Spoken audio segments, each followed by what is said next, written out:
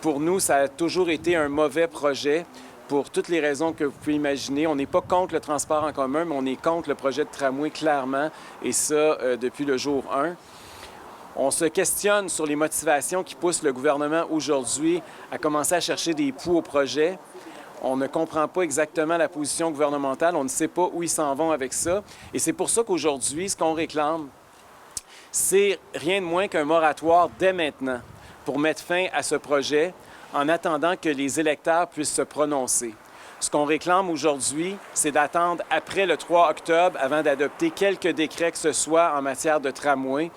On pense que la population de Québec n'a pas encore eu la chance de se prononcer démocratiquement.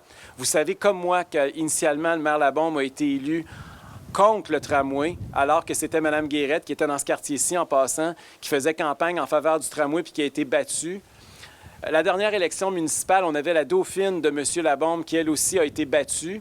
On avait un maire qui est actuellement à l'Hôtel de Ville élu, qui nous disait qu'il devait y avoir 10 modifications au projet, alors qu'aujourd'hui, on n'en retrouve pratiquement aucune de ces 10-là. On avait aussi, à l'origine, si vous vous rappelez, un gouvernement libéral de Philippe Couillard qui avait signé l'entente avec M. Labombe initial sur le tramway. Ce gouvernement-là, aujourd'hui, n'a plus un seul député dans la région de Québec et il est rendu dans l'opposition. Puis si on se fie au dernier sondage, il est même en 4e place dans les intentions de vote au Québec, puis en 5e chez les francophones et dans la région de Québec. Donc, il n'y a pas d'acceptabilité sociale. Puis je ne parle pas des sondages, évidemment, vous les avez vus aussi, où on voit que la majorité des gens de Québec est contre le tramway. Donc, pour nous, la chose la plus importante, c'est la question démocratique. On n'a pas encore été consulté de façon correcte.